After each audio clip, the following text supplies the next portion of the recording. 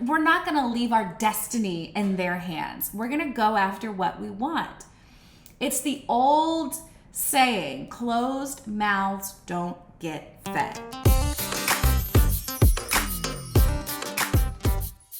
Hey everyone, this is The Reset, and I'm your host, Letitia Barriola. I am a career coach here to help you reset and rethink the way you do work. And this week, we're talking about how to interview for a job, how to nail it. You may be a little rusty, or you just never feel great after an interview. We're gonna change that today, okay? Let's reset the way you show up for a job interview. My first takeaway, my first point is get your story straight. All right, so your interviewer is gonna ask, tell me about yourself. They do this as an icebreaker, but it's a good way for them to get a well-rounded picture of who you are. So this is your chance to sell yourself, to shine. And storytelling is a powerful way to do that. Paint your picture, okay? Where are you from? Where'd you go to school? What are your kids' names? Did you come from a military family? How did you get into the industry? This is your chance to weave in your professional sort of experience as well as your personal. Practice your story. It may help to write it out with the beginning, middle, and end. And who knows, the interviewer may find something within that story that connects with them. Maybe their kid has the same name, or they're also from that side of the country. Craft your story and get it right. All right, number 2, the weakness question. Man, this is not my favorite. I really struggled with this when I was going for my TV jobs over the year. It's tricky. So here's what I suggest. I suggest that you pick a weakness, a for real weakness that you have, but choose one that kind of benefits the company a little bit, okay? But also allows for personal growth for you. Here's what I mean. Here's an example.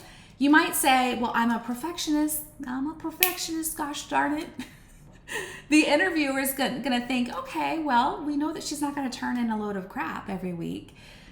Work matters to her. She has an innate desire to get things right, but also include how this may personally impact you, like in a negative way, and be real. So the example is, I'm a perfectionist, so, I may lose sleep throughout the week stressing over a project, and that can affect my mental health. So there's the balance to that answer. Whatever you do, don't leave this question without stating you're working on it. You have a growth mindset. You're hoping to improve this. Don't leave them thinking you're a perfectionist and have no intentions of changing. Talk about how you're working on that, okay? Number 3, be ready to talk money. Show me the money, okay? That's how we really feel when we enter these interviews, but I want you to let them bring the question up. We're not in a rush to get to the dollars, right? Or at least we don't want them to think that. It will usually sound like the question will come as, so what are your salary expectations?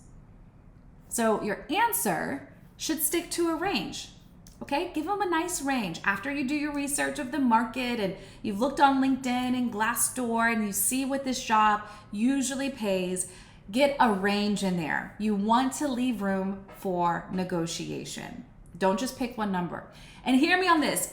Go higher than what you're comfortable with, especially for women. Women are not asking for enough money up front. This is the facts. Research shows we're coming in low. We worry about the harm it can do, how we'll be perceived as a diva or mean, right? Or greedy. And y'all, I hate to share this, but it's actually, we're right. Like our intuition is right on that. Studies show women who request a raise or a higher salary or are more likely than men to be perceived as greedy or a diva or mean. And this really could impact your chances of landing the job. All right, so those are the facts. I roll my eyes because it angers me that that's the case, but here's the deal. I believe if you don't ask for it, they dang sure aren't gonna offer it. If you come in low, they're not gonna say, you know what, let's put her at the high. Like, we're not gonna leave our destiny in their hands. We're gonna go after what we want. It's the old saying, closed mouths don't get fed. Real money can be left on the table. It can be the difference between having a tight budget and having some cushion in your monthly budget. I believe it's worth it to go in that higher salary range. Of course, back it up with your experience and why you should be paid this. And it's backed up by the market.